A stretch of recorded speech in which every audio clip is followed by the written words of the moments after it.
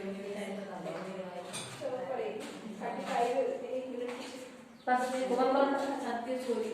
हमारा टॉपिक है इसमें आज केमिस्ट्री का सल्फ्यूरिक एसिड। क्या होता है सल्फ्यूरिक एसिड, जरा देखो थोड़ा सा ज्यादा ले लेंगे आपको, अच्छे लेंगे देखो यहाँ पे देखो ना, सल्फ्यूरिक एसिड इसे किंग ऑफ केमिकल के नाम से भी जाना जाता है। इसका नॉर्मली फॉर्मूला होता है H2SO4 नाइट्रेट। इसका मॉलिक्यूलर मास होता है।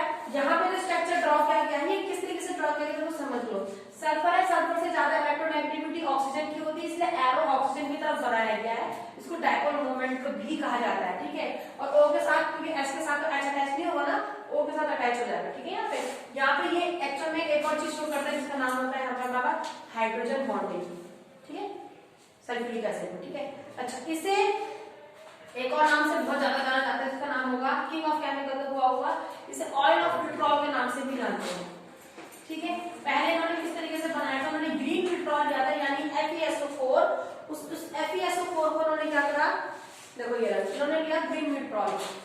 पहले बनाने का तरीका ये था, SO4 7H2O, और इसको ये हीट कराते हैं। हीट कराने के बाद Fe2SO3 plus sulphur dioxide plus sulphur dioxide plus आपका वाटर। एक्चुअल में इतनी सारी प्रोसेस जो करनी पड़ी है ना, वो इस प्रोसेस में सिर्फ हमको क्या चाहिए था, सल्फर ट्राइऑक्साइड चाहिए था, बस ये। इन्होंने क्या करा, फिर बाद में सल्फर ट्राइऑक्साइड को रिएक्ट कराया वाटर के साथ, और ये बनता है आपका H2SO4, ठीक है बेटा। ये पुराने तरीके से, लेकिन अगर बैलेंस आ जाता है केमिकल रिएक्शन लिखने के लिए आ जाती है तो ये पुराने तरीके से ये अपने सामने खुद देखो। इसके बाद चलते हैं preparation of sulphuric acid. How can you prepare sulphuric acid? अलग अलग मेथड से देखते हैं कि हम इसको कैसे प्रिपेयर कर सकते हैं, ठीक है। प्रिपरेशन देखते हैं, क्या है बुक में है सब चीजें। देखो प्रिपरेशन में सबसे पहले by the oxidation of aqueous solution of sulphur dioxide with oxygen with chlorine with bromine. आपने क्या करना है, पहला मेथड याद रखो, ऑक्सीडेशन है, ठीक है। आपने ऑक्सीडेशन करना है। आपने लिया सल्फर डाइऑक्साइड, उसमें आप ऐड कर रहे हो क्या, वाटर, ठीक। बिना इसके तो नहीं होने वाला ना, सारे प्रोसेस में पहले करना है ऑक्सीजन के साथ, फिर इसी प्रोसेस को रिपीट करेंगे आप ब्रोमीन के साथ, ठीक है। फिर इसको रिपीट करेंगे क्लोरीन के साथ, ठीक है। अगर मैं इसे ऑक्सीजन के साथ करती हूँ तो प्रोडक्ट बनेगा H2SO4, ठीक है। बैलेंस कर देते हैं, ठीक। तो ये जाती है यहाँ पे बैलेंस। सिंपल अगर ऑक्सीजन के साथ करेंगे तो कोई बाय प्रोडक्ट नहीं निकलेगा, लेकिन अगर मैं इसी रिएक्शन को HBr के साथ करती हूँ तो ये बनेगा H2SO4 प्लस HBr। अगेन फिर वही हम क्या करते हैं, H2SO4 और HCl is your by product, ठीक है। अच्छा, जरा यहाँ पे इस रिएक्शन को देखना, हमने क्या करा, दो एसिड बनाए एक साथ, ठीक है। अगर आप ऑक्सीडेशन करते हो क्लोरीन का, ठीक है, अगर आप क्लोरीन का प्रोसेस सुनो ऑक्सीडेशन करते हो तो वो क्या बाय प्रोडक्ट देता है, क्या प्रोडक्ट देता है, तो आपका आंसर होगा H2SO4 और HCl, ठीक है। चलो अब हम नेक्स्ट करते हैं ऑक्सीडेशन। समझ में आया? इसकी रिएक्शनों को घर में जाकर करना बेटा, तब ज्यादा समझ आएगा। सल्फर विद आर, आपने सल्फर लेना है और आपने नाइट्रिक एसिड का इस्तेमाल करना है, ठीक है। आप क्या कर रहे हो, नाइट्रिक एसिड का कॉन्सेंट्रेशन से कराते हैं तो ये बनाता है आपके पास H2SO4 प्लस, क्योंकि HNO3 है तो NO2 तो बनता है और वाटर भी बनता है, ठीक है। ये बन गया हमारा H2SO4। सारे बैलेंस करने के आते हैं रिएक्शन लिखने के लिए। इसके बाद आपने सल्फ्यूराइड क्लोराइड के साथ करना। सल्फ्यूराइड क्लोराइड का फॉर्मूला होता है SO2Cl2, इसको सल्फ्यूराइड क्लोराइड कहते हैं, प्लस अगेन वाटर, ठीक है। ये आपको देगा, अगेन देखो दोबारा से क्योंकि क्लोराइड है ना तो क्या बनेगा, HCl, हाँ, और एक क्या SO2 हो गया ना, H2SO4। दोबारा से रिपीट हुई है रिएक्शन, ठीक है। एक बार हमने SO2 के साथ करी थी तो हमने वाटर डाला था और क्या डाला था, क्लोरीन, ठीक है, ओके। इसके बाद ये जो हमारे पास आती है, इसमें से कुछ पता तो नहीं है, देखते हैं फिलहाल ये तो हो गई है। सल्फ्यूरिक एसिड को एक और प्रोसेस से बनाया जाता है, वो प्रोसेस काफी जानी मानी पहचानी वाली सी प्रोसेस है, उसका नाम है contact process. Name it's contact process. आज इतना ही करते हैं, बस कॉन्टैक्ट प्रोसेस कंप्लीट कर लेते हैं, ठीक है। कि कॉन्टैक्ट प्रोसेस क्या है? नाइट्रिक एसिड बनाया हम लोगों ने, कौन सा प्रोसेस है? अमोनिया बनाया हम लोगों ने, अमोनिया बनाया प्रोसेस है। तो तीन प्रोसेस है हमारे पास, हैबर, ऑस्मोल और आपका कॉन्टैक्ट। एक मास क्वेश्चन में याद रखेंगे, ठीक है। ओके, देखो सबसे पहले सल्फ्यूरिक एसिड बनाने के लिए, ठीक है, हमको किस चीज की जरूरत है बेटा? देखो SO2, SO3। अगर मेरे को कहीं सल्फर डाइऑक्साइड मिल जाए तो मैं सबसे पहले कन्वर्ट करूंगी SO3 में, और मुझे वो मिल जाए तो मुझे कन्वर्ट करूंगी डायरेक्ट पानी डाल के फिर काय में सल्फ्यूरिक एसिड पे। तो यही 3 स्टेप हो जाएंगे बस, और इसी को कॉन्टैक्ट प्रोसेस कहा जाता है। सबसे पहले इसमें लिखा गया है प्रोडक्शन ऑफ सल्फर डाइऑक्साइड। सबसे पहले आपने क्या करना है? सल्फर डाइऑक्साइड को प्रोडक्ट करना है। तो ये योर फर्स्ट प्रोडक्ट, पहला स्टेप, स्टेप नंबर 1। आपने क्या किया? कोई भी आयरन पायराइड लेते हैं, जैसे Fe2S, कुछ भी ले लो, जैसे Fe2S, कोई भी और ले लेते हैं और उसको क्या कराते हैं हम लोग? हीट कराते हैं या रोस्टिंग कराते हैं ऑक्सीजन के साथ। तो ये बनाता है 11O2 नंबर 4, ठीक है। तो ये बनाता है हमारे पास Fe2O3 प्लस हमारे पास हो जाएगा यहाँ पे SO2, ठीक है। अच्छा, तो यहाँ पर देखना है डाटा, इस प्रोसेस को क्या कहते हैं? ये जो प्रोसेस होता है इसको कहा जाता है रोस्टिंग। हाँ, 2 प्रोसेस होती है, एक होती है रोस्टिंग होती है, एक होती है कैल्सिनेशन। कैल्सिनेशन मींस होता है एब्सेंस ऑफ एयर और रोस्टिंग होती है प्रेजेंस ऑफ एयर। ज्यादातर हमारे पास जो सल्फाइड होते हैं, मतलब आपने क्या करना है, इसको आयरन के ऑक्साइड में कन्वर्ट करेंगे, फिर ऑक्सीजन को आसानी से रिमूव किया जा सकता है। एक्चुअल में ये है कि मिनरल से आपको मेटल को निकालने की प्रोसेस है, ठीक है। तो आपने क्या करा, आपको सिंपल मिनरल से मेटल निकालते हैं, लेकिन आपको साथ में क्या मिलता है? सल्फर डाइऑक्साइड गैस बन जाती है। और अगर तो ये भूल जाए तो कैसा चलेगा? ये सल्फर लेना, ऑक्सीजन के साथ रिएक्ट कराना, तो बन जाएगा सल्फर डाइऑक्साइड। दोनों से जो आपको अच्छे लगे, ठीक है, जो आसान लगे उस तरीके से आप प्रोडक्ट बना सकते हो, ठीक है। उसके बाद हमारे पास रखे इन्होंने प्यूरिफिकेशन ऑफ गैस। बेटा सल्फर डाइऑक्साइड गैस बनाए आसान नहीं होगा कि वो आपके पास सिंपल फॉर्म में मिल जाए। तो आपको सेकेंड मेथड में आपको क्या करना है? इसको प्यूरिफाई करना है। पहले में प्रोडक्शन करेंगे, फिर इसे प्यूरिफाई करेंगे, ठीक है। छन्नी से छान देते हैं इसको काम, ठीक है। छन्नी से छान देते सल्फर डाइऑक्साइड गैस को। इसमें लिखा गया इसमें बहुत सारी इम्प्योरिटीज होती है, तो इम्प्योरिटीज को हमको क्या करना पड़ेगा? रिमूव करना पड़ेगा। क्यों पहले क्यों करेंगे? क्या पता क्यों करेंगे? उसका ऐसा प्योर फॉर्म में मिल जाएगा भाई। तो अगर इम्प्योर फॉर्म में रहेगा तो कोई दिक्कत है क्या? हमारा जो सल्फर डाइऑक्साइड वही तो रिएक्ट करेगा आगे। अगर वो प्योर फॉर्म में नहीं रहेगा तो वो हमारे कैटलिस्ट की परफॉर्मेंस को क्या कर देगा? कम कर देगा, रिएक्शन स्लो डाउन हो जाएगी। क्योंकि बेटा आपने ये बड़े उस पर कर रहे हो, ठीक है, तुमने एक इंडस्ट्री लगा रखी है, तो इंडस्ट्रियलाइजेशन करेगी बेटा, तो तू चाहेगी कि मेरा काम कम टाइम में मैक्सिमम प्रोडक्शन हो, ठीक है। क्योंकि तुझे पता है टाइमिंग, इलेक्ट्रिक चार्ज, ये वो फ्यूल वगैरह बहुत सारी चीजें उसमें अप्लाई हो रही है। तो तुम क्या करोगे? इम्प्योरिटी से प्योर करने के लिए क्या क्यों करना है? ताकि कैटालाइज की जो परफॉर्मेंस है वो स्लो डाउन हो जाती है, इसलिए हमको क्या करना पड़ेगा? इम्प्योरिटीज को वहां से रिमूव करना पड़ेगा। तो यहाँ पे इन्होंने क्या कर रखा है? एक इलेक्ट्रिक बहुत सारे को फंक्शन दे रखे हैं, यहाँ पे बहुत सारा आपको टेबल बना कर दे रखी है, वैसे कोई खास इंपॉर्टेंट नहीं है, लेकिन यहाँ पे रखा वाटर स्क्रबर की मदद से 10 पार्टिकल को सेटल डाउन कर दिया जाएगा, और आर्सेनिक प्यूरिफायर की मदद से उस आर्सेनिक जैसी इम्प्योरिटीज को आप क्या कर देते हैं? सेपरेट आउट कर देते हैं। कुल मिलाकर सेकंड प्रोसेस में आपने सल्फर डाइऑक्साइड को प्यूरिफाई करना है। थर्ड में आता है आपका, तीसरा होता है कैटालाइट। आपने कैटलिस्ट रिएक्शन देनी है, ठीक है। सेकंड में प्यूरिफाई हो गया, थर्ड में आप क्या करोगे? कैटालाइटिक ऑक्सीडेशन करना है।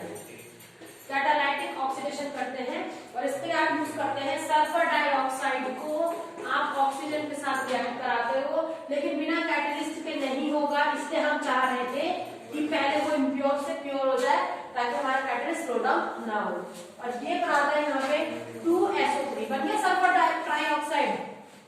अब इस सल्फर ट्राइऑक्साइड को आप क्या करोगे? सल्फर ट्राइऑक्साइड को आप एब्जॉर्प्शन टावर में डालोगे, एब्जॉर्ब करवाते हो, ठीक है। वो किस में डालोगे आप? हाँ, तो आप क्या करोगे? SO3 को सारा का सारा उसमें से पार्ट पानी रिमूव करने के लिए आप H2SO4 के साथ डालते हो, जो कि फॉर्मेशन करता है किसकी, H2S2O7। एक मार्क्स का क्वेश्चन है, इसको कहा जाता है ओलियम, इसको ओलियम कहते हैं। B2O5 क्या है? It is your vanadium pentoxide, catalyst. हाँ बेंडियम पेंटॉक्साइड है, कैटलिस्ट है। यहाँ पे आपने एब्जॉर्प्शन टावर कितना डाला, सल्फर डाइऑक्साइड, आपका क्या होता है एब्जॉर्ब किया जाता है सल्फ्यूरिक एसिड के साथ, 98% सल्फ्यूरिक एसिड को रिएक्ट करवाते हैं और फिर लास्ट में इसको डाला जाता है डाइल्यूशन टैंक में। 5वें स्टेप पे डालते हैं इसे डाइल्यूशन टैंक में, जहाँ पे डाइल्यूट होता है जिसमें कन्वर्ट हो जाता है H2O7 कन्वर्टेड इनटू अ, देखो ये होगा हमारे पास H2S2O7 को वाटर के साथ रिएक्ट करा रहे, डाइल्यूशन कर रहे हैं, ये बनाएगा आपका ट्वाइस H2SO4। ठीक है, यहाँ पे आपको मिलता है H2SO4। कोई डाउट किसी को पूछो? नहीं मैं बताती हूँ, देखो कहाँ डाउट हुआ होगा। ये डाला ना, क्यों डाला, बन गया था नहीं बनना था, ये भी बन जाना चाहिए था ना। नहीं, यहाँ पे देखो हमारे पास मैक्सिमम प्रोडक्शन इसी की होती है, क्योंकि आपको यहाँ पानी से इसको क्या करना पड़ेगा पूरा करना है। यहाँ पे हमारे पास the gas is cooled in a heat exchanger and then it is absorb by absorption tower. यहाँ पे गैस को ठंडा किया जाएगा और ठंडा करने के बाद दोबारा से उसको किस में डाला जाता है, एब्जॉर्प्शन टावर डालता है। वो इसके रेट ऑफ क्या बोलते हैं उसको, केमिकल एक्टिविटी को क्या करेगा, इंक्रीज करेगा। फिर उसके बाद लास्ट में डाइल्यूशन किया जाता है वाटर के साथ, क्योंकि हमें ये प्रोडक्ट नहीं चाहिए, लेकिन ये बनता है, बनेगा ही बनेगा। उसके बाद हम इसे वाटर के साथ रिएक्ट कराते हैं और आपका सिंपल फॉर्मूला H2SO4 बाहर निकल जाता है। आता है लिखने के लिए कॉन्ट्रैक्ट प्रोसेस की समरी लिखो, ठीक है, कैसे कैसे रिएक्शन और रिएक्शन लिखो। तो सबसे पहले रिएक्शन ये लिखना S+O2 give rise to SO2। Second में लिखना SO2 plus O2 give rise to in the presence of catalysed oxidation give rise to SO3। Then आपको थर्ड में अपने एब्जॉर्प्शन टावर में आता है SO3 is react with H2SO4 it give rise to Olam. एक marks का question था, right the formula of Olam. एक बार क्वेश्चन था H2S2O7 को लिखा होता, ऑप्शन लिखा होता ये क्या है, कंपाउंड के नाम लिखे हुए थे, तो ये कई बार घुमा के पूछा गया है। ओलम समझ में आया, H2S2O7 हो गया ओलम। उसके बाद आपने सीधे वाटर के साथ रिएक्शन करना, ये 4 रिएक्शन अपने आप करेंगे। ये आपकी समरी है, समझ में आया। इन शॉर्ट में यही आपकी समरी है, आपकी कॉन्ट्रैक्ट प्रोसेस है देखने के लिए। एजमन में इसको कहा जाता है कॉन्ट्रैक्ट प्रोसेस, ठीक है। अच्छा अभी तो मुझे ये बोले मैडम जी काहे इतनी दिक्कत कर रही है, SO3 को उठाओ सीधे वाटर में डाल दो, तब भी तो H2SO4 बन रहा है ना, पहले तो बनाया था नहीं, पहले जैसे क्या था ना। तो याद रखना ये सेटिस्फैक्ट्री नहीं होता है, क्योंकि यहाँ पे इन्होंने दे रखा है कि अगर आप डायरेक्ट सल्फर ट्राइऑक्साइड को डिसॉल्व करते हो पानी में तो वो सेटिस्फैक्ट्री नहीं होगा और ये लॉट ऑफ अमाउंट में हीट प्रोड्यूस करेगा और अब misty drop of sulphuric acid it does not directly absorb by water. वो इस तरीके की ड्रॉपलेट बनाएगा सल्फ्यूरिक एसिड जो कि पानी क्या करेगा, उसको एब्सॉर्ब नहीं कर पाएगा, ठीक है। तो वो कहता है कि बहुत ज्यादा अमाउंट में हीट निकलती है, यानी जो आपका रिजल्ट है H2SO4 का वो सेटिस्फैक्टरी नहीं होगा, क्योंकि हम जानते हैं कि हमको उसको डाइल्यूट भी करना होता है H2SO4 को। अगर ऐसा कोई प्रोडक्ट बनके निकल के आ जाए जो कि क्या हो, आगे डिसॉल्व ही ना हो, तो उसका फिर हमारे को यूज नहीं रहता, ठीक है, क्योंकि हम इसको जानते हैं H2SO4 is a king of a chemical और इसने क्या करना है, लैबोरेटरी में बहुत ज्यादा मात्रा में इस्तेमाल होना है, ठीक है। इससे किंग ऑफ केमिकल क्यों कहते हैं, क्योंकि कई जगह पे डिहाइड्रेटिंग रिएजेंट सॉल्वेंट कई तरीके से इस्तेमाल होता है, ठीक है। अच्छा नाउ इसका पहला कंडीशन, फर्स्ट वन देखो हम, इसकी favourable condition is very very very बहुत ज्यादा इंपॉर्टेंट।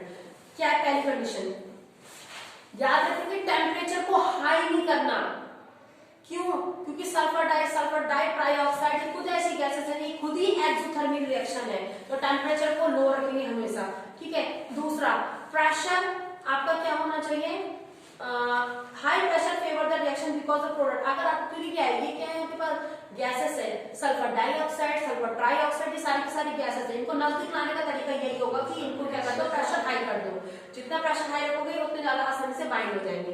तीसरा एक्सेस ऑफ ऑक्सीजन, अगर आप क्या कर देते हो, अभी हमने सल्फर डाइऑक्साइड बनाया था नहीं, हम उसको ट्राई में करने के लिए ऑक्सीजन की मात्रा को ज्यादा कर दो, जितनी ज्यादा ऑक्सीजन की मात्रा करोगे सल्फर ट्राइऑक्साइड उतनी ज्यादा मात्रा में बनेगा। वैसे ये कोई स्पेशल पॉइंट नहीं है, तो नॉर्मल सी लॉजिकल पॉइंट है।